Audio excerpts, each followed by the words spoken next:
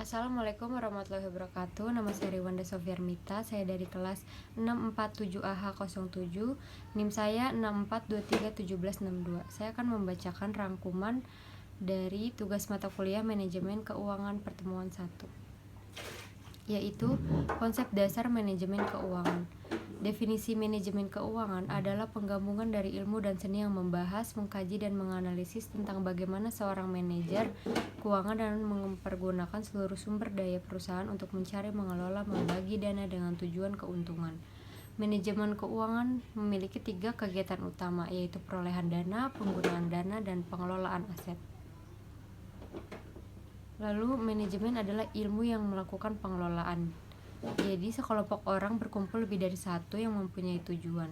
Serta yang berkaitan dengan manajemen dalam pengelolaan adalah POAC, yaitu P planning, O organizing, A actuating, dan C controlling. Selanjutnya, perkembangan ilmu manajemen dan teori keuangan. Ada era 1960 sampai 1970, ada era 1980, dan era 1990. Perkembangan teori keuangan dikenal dari 1900 sampai abad 21 tidak begitu pesat. Ada beberapa macam teori. Ada teori pasar modal efisien, teori struktur modal, teori dividen, teori diskon, teori agensi, teori informasi asimetrik, teori portfolio, teori opsi. Teori tersebut perkembangannya bisa diklasifikasikan menjadi 2 klasifikasi, yaitu capital market atau corporate finance. Selanjutnya, peranan manajemen keuangan. Manajemen keuangan merupakan manajemen terhadap fungsi-fungsi keuangan yang meliputi memperoleh dana dan menggunakan dana.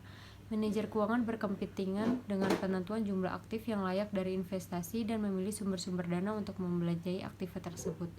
Untuk memperoleh dana, manajer keuangan bisa memperoleh dari dalam maupun luar perusahaan. Selanjutnya, fungsi manajemen keuangan. Pedoman bagi manajer perusahaan dalam setiap pengambilan keputusan yang dilakukan. Dengan memahami ilmu manajemen keuangan secara baik diharapkan dari pihak posisi marketing, produksi, personalia, dan keuangan diharapkan mampu mendapatkan setiap keputusan secara jauh lebih bijaksana.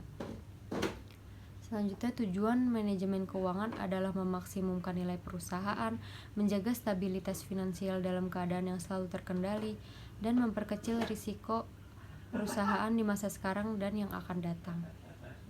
Selanjutnya, beberapa peluang karir di bidang keuangan. Ada budget officer, manajer keuangan, finance manager, dan finance director terutama pada multinational company. Ada financial analyst dan financial officer pada lembaga keuangan seperti bank, leasing, asuransi, pegadaian, dan lain-lain. Serta adanya financial analyst dan financial officer pada perusahaan-perusahaan underwriter dan perusahaan sekuritas di pasar modal. Selanjutnya, ada keuangan dalam struktur organisasi, yaitu ada bendaharawan dan administrasi pembukaan atau akuntansi. Lalu fungsi keuangan, ada keputusan alokasi dana, baik dana yang berasal dari dalam perusahaan maupun dana yang berasal dari luar, keputusan pembiayaan atau keputusan struktur modal perusahaan, serta keputusan investasi. Tanggung jawab manajer keuangan itu ada pemilihan produk dan pasar perusahaan, strategi untuk riset, seleksi, pelatihan, pengorganisasian, perolehan dana dengan biaya yang rendah dan secara efisien, serta penyesuaian hal-hal di atas jika lingkungan dan persaingan berubah. Lalu ada peranan manajer keuangan, yaitu mengambil keputusan investasi, mengambil keputusan pendanaan, mengambil keputusan dividen. Keputusan-keputusan manajer keuangan yaitu pelanggaran modal, struktur modal, modal kerja. Tahapan dalam manajer keuangan ada tahap perencanaan, tahap pelaksanaan, tahap penelitian. Lalu prinsip manajemen keuangan yaitu konsistensi, akuntabilitas, transparansi, kelangsungan, integritas, pengelolaan, standar akuntansi.